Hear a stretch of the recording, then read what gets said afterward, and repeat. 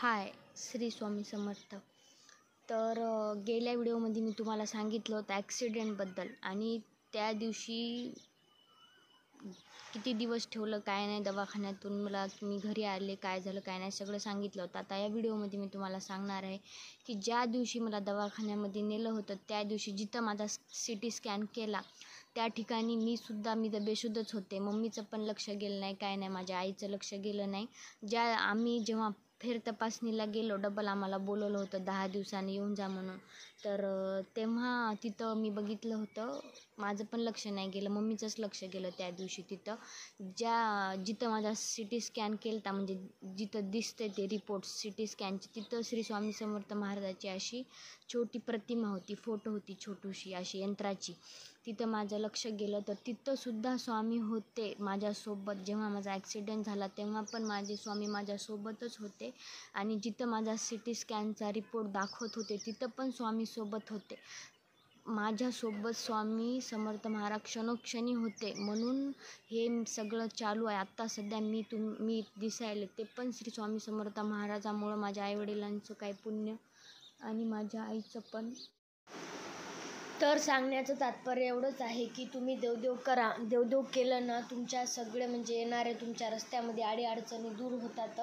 आणि त्या दिवशी माझ्यावर एवढं मोठं संकट आलतं, पण ते संकट श्री स्वामी समर्थ महाराजांनी दूर केलं. म्हणजे आपण जे देवदेव करतो ते आपल्याला देवदेव आपले कर्म जमा करते आणि आपले चांगले कर्म बांधून ठेवून आपल्याला आपले आडवे येतात चांगल्या ठिकाणी.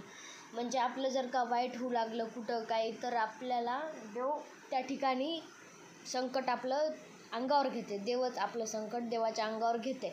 म्हणून तुम्ही असं थांबू नका आणि ही काय म्हणली ती काय म्हणली त्याच्यामध्ये टाईम वेस्ट घालण्यापेक्षा तुम्ही देवदेव करा.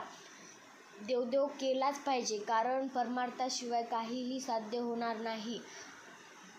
आणि अजून एक महत्त्वाची गोष्ट, तुम्ही जर का देवदेव करत असाल तर त्याच्यामध्ये तुम्ही निशंक भावनाने, म्हणजे असं न काय मागता न काय करता, असं तर मी तुम्हाला म्हणतच नाही की करू नका, मागा. कारण की कोणाला पण काही पण मागितल्याशिवाय भेटत नाही, सहजासहजी काहीच भेटत नाही. जोपर्यंत तुम्ही मागत नाहीत कोणाला पण, ते माणसाला राहू द्या देवाला राहू द्या, मागितल्याशिवाय आणि बोलल्याशिवाय माणूस पण देत नाही आणि देव पण देत नाही. म्हणून मागायचं, आपल्याला जे काय पाहिजे ते मागायचं.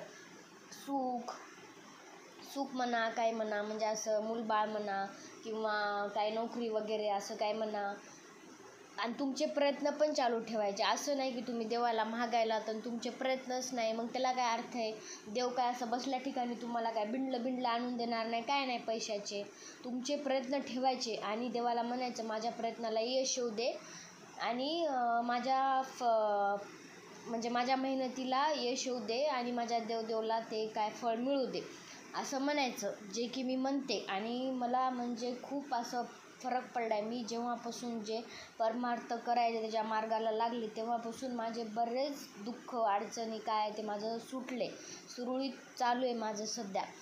आणि इथून पुढे पण राहणार आहे स्वामीच्या आशीर्वादानं. की मला खूप देवावर विश्वास आहे, श्रद्धा आहे, खूप प्रेम आहे देवावर आणि ते मी माझ्या जीवात जीव आहे तोपर्यंत मी ठेवणार आहे. आणि मी सांगणारसुद्धा आहे इतरांना की देवदेव करा तुम्ही, याच्यानं असं होतं आहे तसं होतं आहे, म्हणजे चांगल्या गोष्टी तुम्हाला भेटतात, शिकायला भेटते, असं वगैरे वगैरे सांगणार आहे. आणि व्हिडिओ आवडल्यास व्हिडिओ शेअर करा, लाईक करा, चॅनलला सबस्क्राईब केलं नसेल तर सबस्क्राईब करा. Okay, bye.